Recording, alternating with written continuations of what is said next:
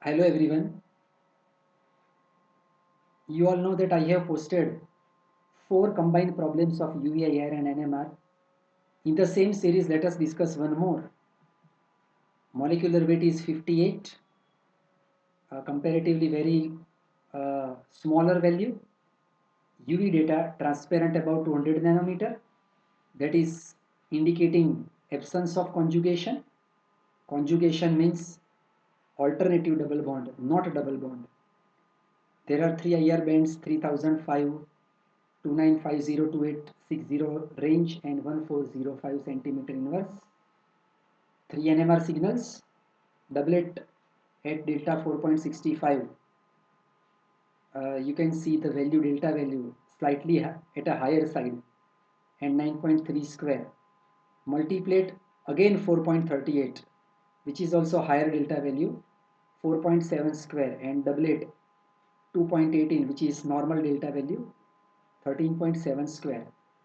So first of all, let us discuss the very immediate information from the problem what we are getting.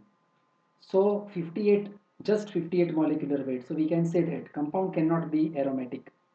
Obviously, mono-substituted or di-substituted ring, their weight is 77 and 76. So that is not possible. There is not much significant value except higher delta value of first two signals. Now let us discuss about UV, which as I said, transparent about 200 nanometer data, indicating absence of conjugation. Okay, 3005 IR is, you will find in two different places. One is aromatic stretching, but obviously that is not possible. Uh, Another is alkene stretching. Sometimes this happen that IR data are sometimes inadequate or misleading. So the best way is uh, you can also leave some space while you are writing in examination, and once you get the final structure, you recheck it, you make sure that yes, that is your answer, and from the answer accordingly you can write about IR. Second is the alkane stretching range, sp3 hybrid carbons, and 1405 is the alkane bending. Now in NMR, first let us calculate the proton ratio. So 4.7 is the smallest number. So whenever all the values are divided by it, we are getting 2H, 1H and 3H.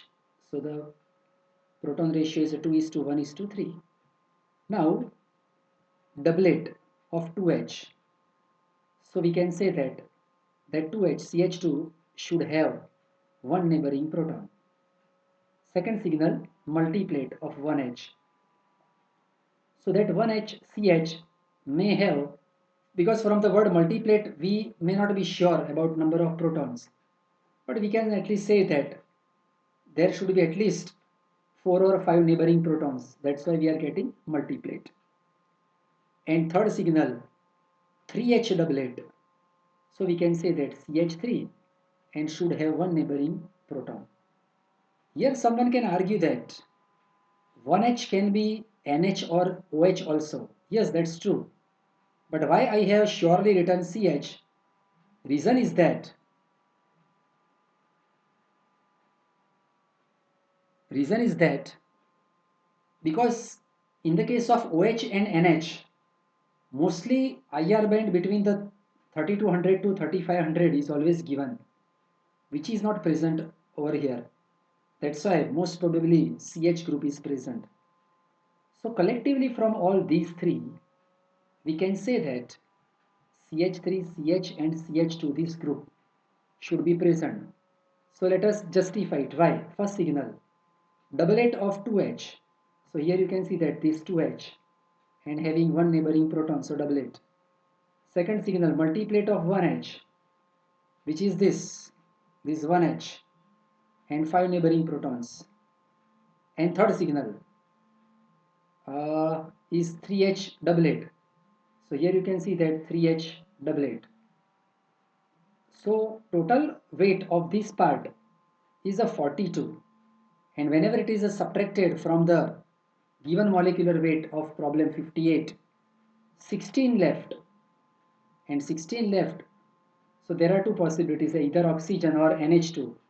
But we know that, friends, you cannot add NH2 because of the two reasons. There are only three signals. So we cannot add any such group having protons. Second thing, NH2 amino group having IR band near 3300 to 3500, which is also not given. So only option left is oxygen. So this group and oxygen. So how to place them together? Here you can see that valency of this carbon and this carbon not satisfied, and we have to put oxygen. So compound must have following structural formula. Now if you see, valencies of both the carbons are satisfied 4, and this is cyclic ether. It is also called epoxide, and its name is propylene oxide. So this is the answer. Now you can see that IR value of carbon single bond oxygen is not given in the IR. That's why I said in some problems, sometimes IR data is misleading, and many times it is inadequate. And both these signals, signal A and signal B, both are attached to a highly electronegative atom, oxygen.